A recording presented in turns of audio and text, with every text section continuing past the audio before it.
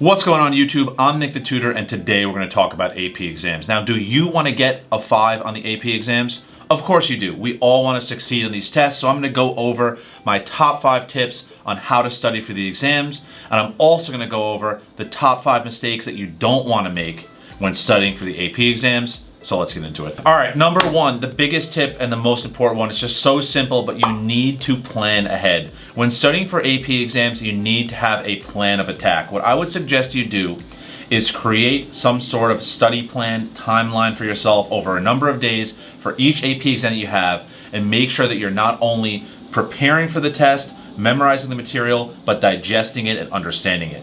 So you have to have a plan of attack that gives you the right amount of time to do all of that before the test. One thing you can do is spread the work out over a number of weeks. So if you have 2 or 3 weeks before the AP exam, you can make sure to cover 1 chapter a day. Break it up into bits and pieces, make it manageable so that you can digest all of it, because just memorizing the material is not enough. You have to truly understand it to score a 5. That leads perfectly into my next point, which is you must understand the material, not merely memorize it. What students try to do is treat AP exams like a school test, right? If you memorize all the information on a school test, you're probably going to do really well. But AP exams are more about synthesis and understanding, right? You need to take all of this information, put it together, and produce an answer on an exam that's going to be graded. So what I suggest you do is try to really internalize this information. Things that can help with internalizing it: rewriting notes, doing practice questions, speaking out loud, studying in groups. All stuff like that can really assist you in internalizing and digesting this kind of information. All right, so that leads perfectly into my next point, is that you want to review various materials when studying for an AP exam. So you don't want to just rely on one source of information. You want to use all the materials that are provided to you. You want to use your class materials in school. You want to utilize your notes. You want to utilize online resources. You want to utilize resources like the Nick the Tutor study guides that are available for only $5. You can download comprehensive for the AP exams that will really give you a great start for that. You want to do whatever you can do to make those materials your own. So you want to write on them, you want to highlight, you want to rewrite them, produce your own final materials for the exam. You want to really dig in and try to digest this information, to understand it and not just memorize it. So that the week before the test, you know exactly what you're trying to memorize, you know exactly what you're trying to digest, and you're ready for the exam at hand. All right, next tip. Tip number 4, you guys want to take advantage of all review sessions. You can find review materials on Khan Academy, YouTube. College Board puts out review sessions. Your teacher's going to do them. There's going to be extra credit, extra help sessions.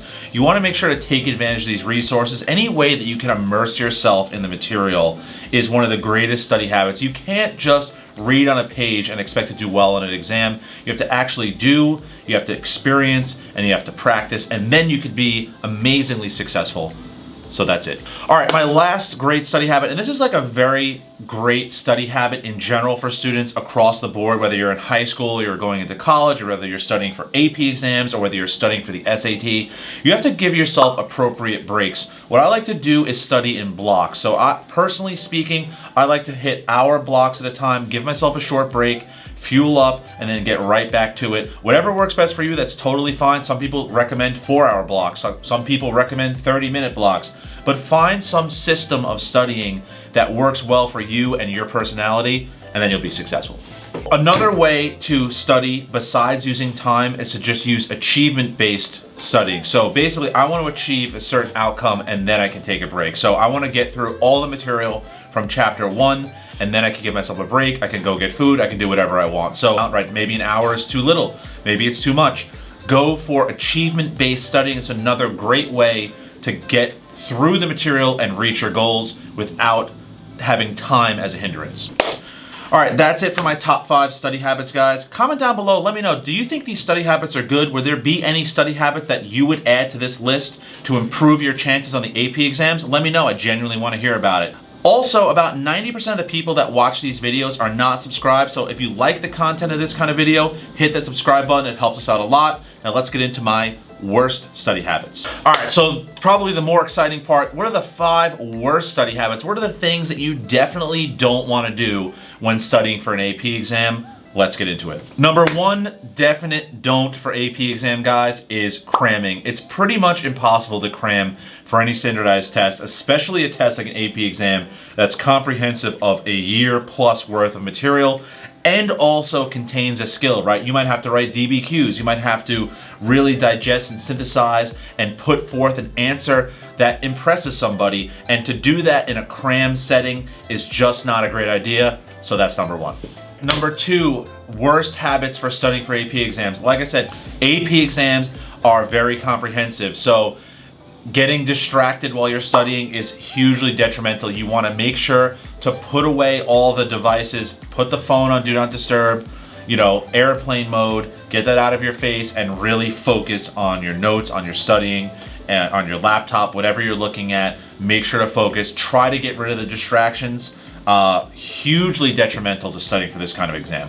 All right, major study mistake number three, spending too much time on material you already know. Students tend to focus on the things they feel confident on and really hyper focus on those and then want to leave out the parts that are difficult. One of the best things you could do is plan in advance and make sure to cover the things that you don't feel so comfortable with. Really dig into those, make those a strength for you, and then you will do well on this kind of test.